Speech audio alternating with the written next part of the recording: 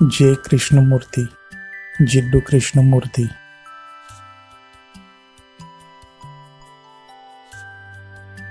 कृष्णमूर्ति को किसी ने प्रश्न किया, ईश्वर को पाने का सरलतम मार्ग कौन सा है?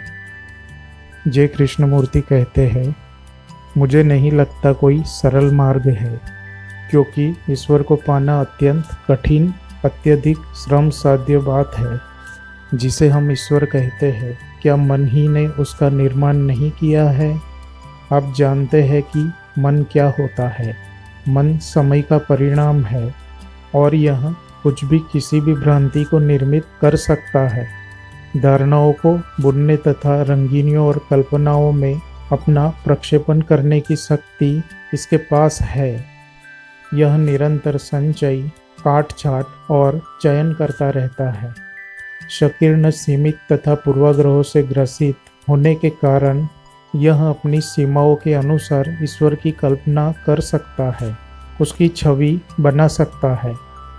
चूँकि कुछ खास शिक्षकों, पुरोहितों तथा तथाकथित उद्धारकर्ताओं ने कह रखा है कि ईश्वर है और उसका वर्णन भी कर दिया है, इसलिए उसी शब्दावली में मन ईश्वर की कल्पना तो कर सकता है, लेकिन वह कल्पना, वह छवि ईश्वर नहीं है। ईश्वर का अन्वेषण मन द्वारा नहीं किया जा सकता। ईश्वर को समझने के लिए पहले आपको अपने मन को समझना होगा, जो बहुत कठिन है। मन बहुत पेचीदा है और इसे समझना सरल नहीं है। बैठे बैठे किसी प्रकार के सपने में खो जाना, विविध दिव्य दृश्यों तथा भ्रांतियों में लीन हो जाना और यह सोचने लगना कि आप ईश्वर के बहुत करीब आ गए हैं, यह सब तो काफ़ी सरल है। मन अपने साथ अतिशय छल कर सकता है। अतः जिसे ईश्वर कहा जा सकता है, उसका अनुभव करने के लिए आपको पूर्णतः शांत होना होगा। और क्या आपको यह मालूम नहीं है कि यह कितना अधिक कठिन है? क्या आपने कभी ध्यान दिया है कि वयस्क लोग कभी शांत नहीं बैठ पाते हैं? वे किसी तरह बेचैन रहते हैं, पैर हिलाते रहते हैं, हाथों को डुलाते रहते हैं। शारीरिक रूप से ही निश्चल बैठ पाना कितना दुस्साध्य है। मन का निश्चल होना तो और भी कितना ज़्यादा मुश्किल है। आप किसी गुरु का अनुगमन कर सकते हैं और अपने मन को शांत होने के लिए बाध्य कर सकते हैं, पर आपका मन वस्तुतः शांत नहीं होता।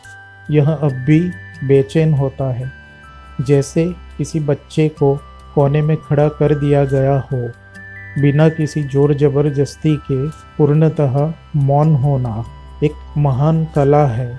केवल तभी उसकी अनुभूति हो पाने की संभावना होती है, जिसे ईश्वर कहा जा सकता है। कृष्णमूर्ति यही कहते हैं, ईश्वर को पाना अत्यंत कठिन, अत्यधिक श्रम साध्य बात है।